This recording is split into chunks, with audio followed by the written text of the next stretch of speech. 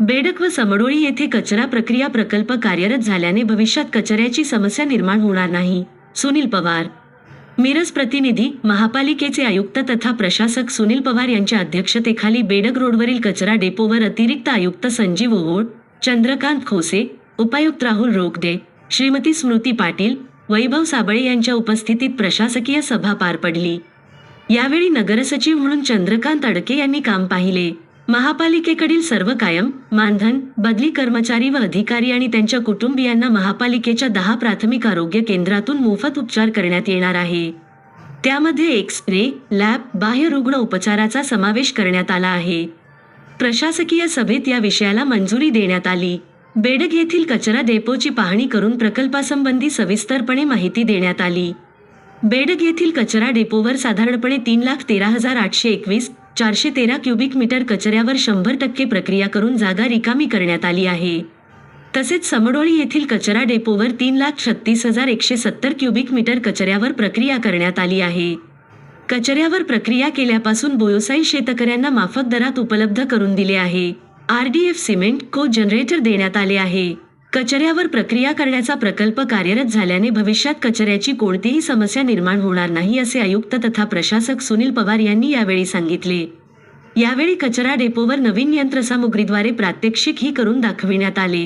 भविष्यात तयार होणाऱ्या कचऱ्यावर वेगवेगळी प्रक्रिया केली जाणार असल्याचेही आयुक्त तथा प्रशासक सुनील पवार यांनी यावेळी सांगितले. मिरज आणि कुपवाड शहर महानगरपालिकेमध्ये दैनंदिन गोळा होणारा कचरा टाकण्यासाठी आपल्याकडे 2 डेपो होते. एक मिरजमधला आणि कुपवाडमधला कचरा टाकण्यासाठी बेडग रोड येथे एक कचरा डेपो होता आणि सांगलीचा कचरा आपण तिकडे समडोळीमध्ये टाकत होतो. पण गेल्या अनेक वर्षापासून हा जो दैनंदिन गोळा होणारा कचरा होता तो फक्त आपण ह्या डेपोमध्ये नेऊन टाकत होतो. त्यामुळे गेल्या अनेक वर्षापासूनचा हा कचरा तिथे साठून राहिला होता.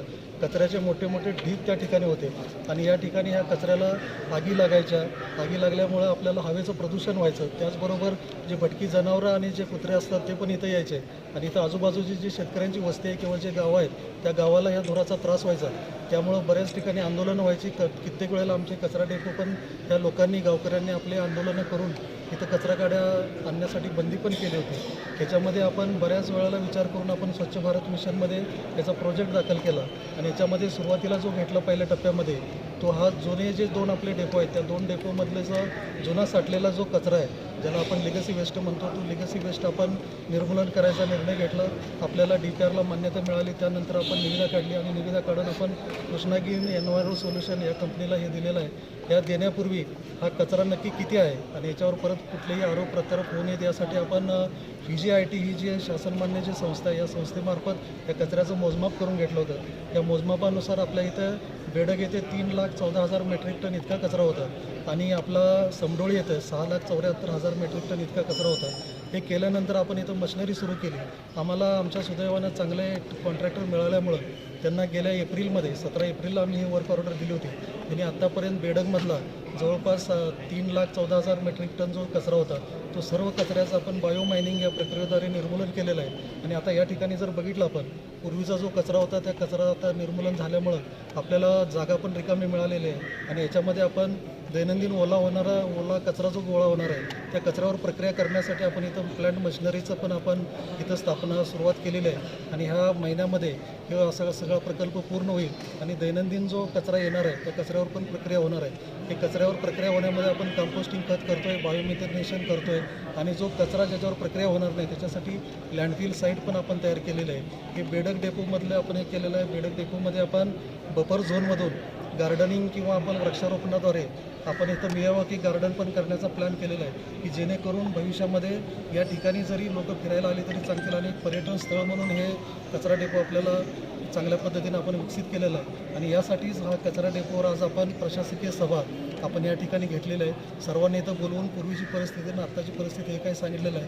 निश्चितच हा प्रकल्प आम्ही चांगल्या रीतीनं चालवतो आहे आणि इथून पुढे या प्रकल्पामध्ये जे काय आपल्याला इनोव्हेशन आणायचं आहे ते आता बायोमिथेनेशनमधून पुढे CNG आणि त्यातून हायड्रोजन गॅस यापर्यंत पण आपण जाणार आहे आणि नवीन वर्षामध्ये सांगली मिरज आणि कुपवाड शहर महानगरपालिका ही कचऱ्याच्या समस्येपासून मुक्त झाल्याचं आपल्याला निदर्शनास येईल आणि जेणेकरून हा जो कचरा आहे किंवा कचरा डेपो आहे जे काय आदर्श कचरा डेपो किंवा प्रकल्प व्यवस्थापन जे केले जातात महाराष्ट्रामध्ये किंवा भारतामध्ये त्यामध्ये हा एक गणला जाईल आणि यासाठी आम्ही सर्वांनी प्रयत्न केलेले आहेत. या सर्वांचं आम्हाला मागील जे सदस्य होते, महापौर होते, त्यांचं पण याच्यामध्ये सहकार्य मिळालेलं आहे. त्यांच्या ह्याच्यातून सर्व आपले मंत्री असतील, आमदार असतील, पालकमंत्री यांच्या सर्वांच्या सहकार्यातून आपण एक चांगल्या पद्धतीने ह्या कचऱ्याचं इथे निर्मूलन केलेलं आहे आणि इथून पुढच्या कालावधीमध्ये पण आपल्याला सर्वांचं सहकार्य, नागरिकांचं सहकार्य मिळावं अशी मी अपेक्षा व्यक्त करतो आणि निश्चितच आम्ही या सांगली मिरज कुपवाड महानगरपालिकेला कचऱ्याच्या समस्येपासून मुक्त करण्यासाठी प्रामाणिकपणे प्रयत्न करत आहोत.